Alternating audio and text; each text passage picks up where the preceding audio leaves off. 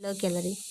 Now factors on which heat absorbed or given out depends on heat absorbed by a body.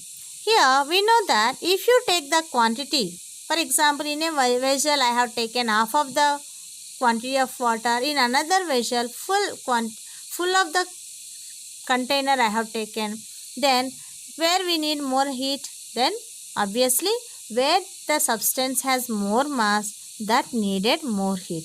That's why if there is more mass, more heat is needed, and if there is less mass, less heat is needed. That's why heat always proportional to mass of the substance. Again, heat energy absorbed by a cold body is directly proportional to the rise in temperature. How much heat you will provide, that much temperature can be raises. How much heat you will provide, that much heat the temperature can be raises. That's why heat always proportional to temperature, raising in the temperature. Then H is proportional to theta. If you combine these two, H is proportional to mass and also temperature. That is temperature is represented by theta r, that is raise in temperature theta r. Then if you write H is proportional to m theta r, then if you apply equivalence here, H is equal to mc theta r. C is the constant of heat capacity, that is called specific heat capacity.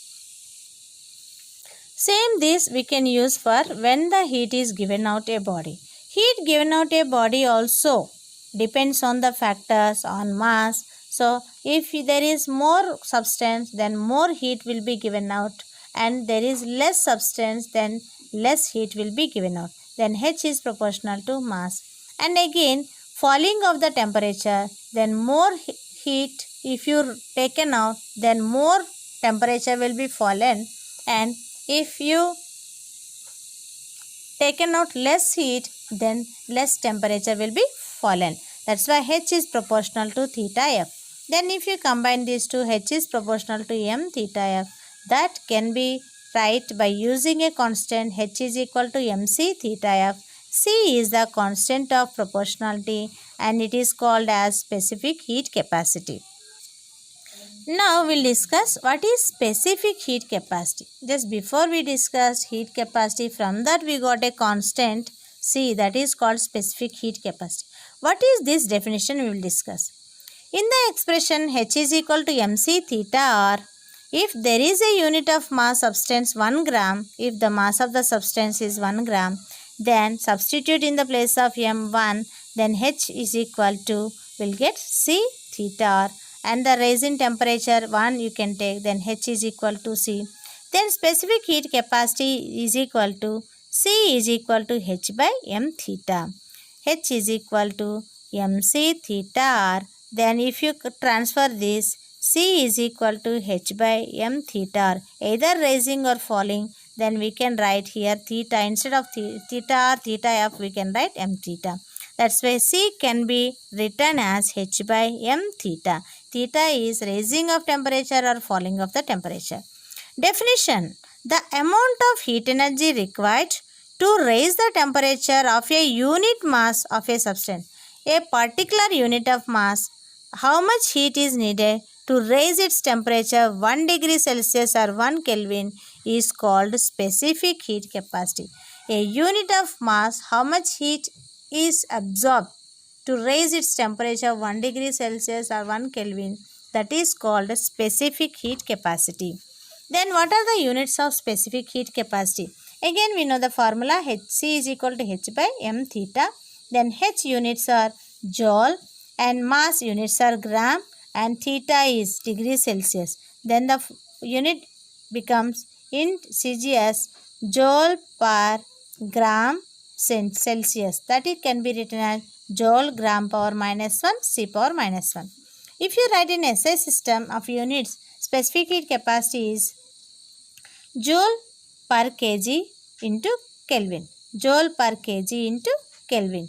Then joule. Again if you convert this in exponential form, joule kg power minus 1 Kelvin power minus 1.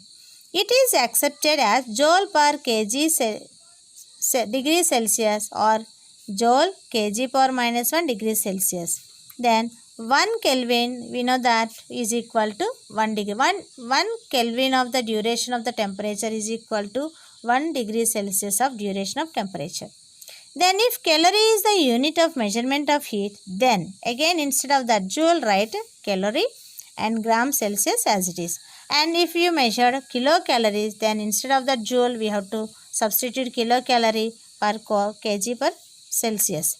Then it is useful to remember 1 calorie is equal to, or 1 calorie per gram Celsius is equal to 4.2 joule per gram per Celsius, and 1 kilocalorie and per gram Celsius is equal to 4200 joule per kilogram Celsius. We already discussed in previous, that is calorie and joule definition there, that is only by that they brought these expressions.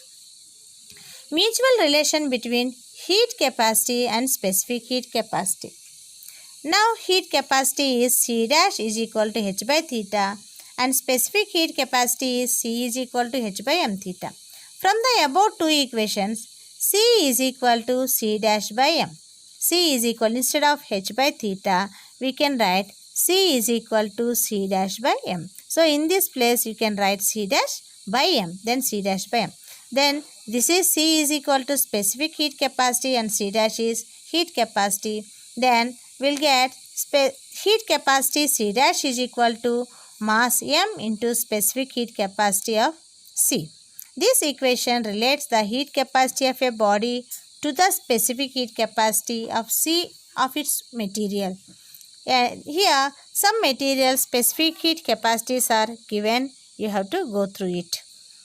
Now here some differences are given for the heat capacity and specific heat capacity. Then go through the definitions. First point, go through the differences. First point, it is the amount of heat energy required to raise the temperature of a given mass of substance through 1 degree Celsius or 1 Kelvin. Heat capacity is amount of heat required for the given mass of the substance. It is amount of heat required to raise the temperature of a unit mass of the substance. Here it is the whole, whatever, how much quantity you have given, you have for you given the whole, this is the heat capacity. Only for unit mass if you calculated, that is called specific heat capacity. This is a standard value. And it is a variable quantity for a given substance and changes with the change in magnitude of mass. Variable. So if mass is changed, then the heat capacity will be changed. Mass is reduced, then heat capacity reduces, and mass increases, heat capacity will be increases. Depends on the quantity or mass. It is a constant quantity for a given substance, hence is a fundamental characteristic of a substance. So every mass has a particular specific heat capacity, that is that particular substance, how much heat will be absorbed to raise its temperature 1 degree Celsius. That's why it is a standard quantity. Then SI unit is joule per Kelvin, and here SI unit is joule per kg Kelvin. Then heat capacity is equal to mass of the substance into specific heat capacity. C dash is equal to mc. Here specific heat capacity C is equal to C dash by m. Thank you children. Have a nice day.